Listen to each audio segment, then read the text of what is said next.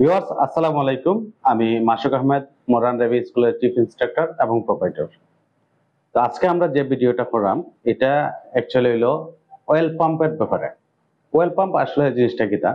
Oil pump থাকে একদম engine চেম্বারের নিচে আপনার মেইন বিগিনের সাথে এটা মাঝে লাগাইল থাকে অয়েল পাম্প। অয়েল পাম্পের কাজ হলো যে আমরা যে সময় গাড়ি স্টার্ট দেই, স্টার্ট দেওয়ার পরে অয়েল পাম্পে আমরা যেভাবে পানি উপরে তুলি মোটর দিয়া বা ইঞ্জিন চেম্বারের একদম নিচে থাকি ইঞ্জিনের একদম উপর পর্যন্ত অয়েল পাম্পের কাজ হলো তেলটার উপরে তুলিয়ে দেওয়া।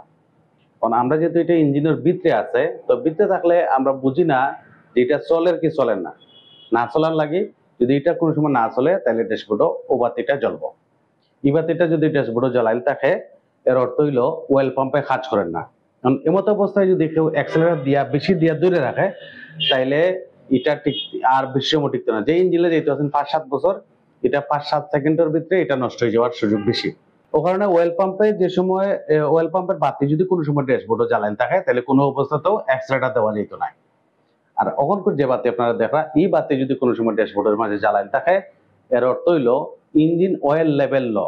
ইঞ্জিন অয়েলটা যদি অনেক সময় গাড়ি মোবিল খায়, মোবিল খাইতে খাইতে যদি 1 লিটারের অধিক মোবিল কোনো সময় কমে যায় তখন এই বাতিটা ড্যাশবোর্ডে জ্বলে থাকে। তো বেসিক্যালি আমরা ওখানে একটা যে ভিডিওটা করলাম এরকম ভিডিও আপনারা আরো পাইবা। যে কোন বাতিটা সম্বন্ধে আপনার জানার খুব বেশি ইচ্ছা আপনারা কমেন্ট করে জানাইতে পারেন।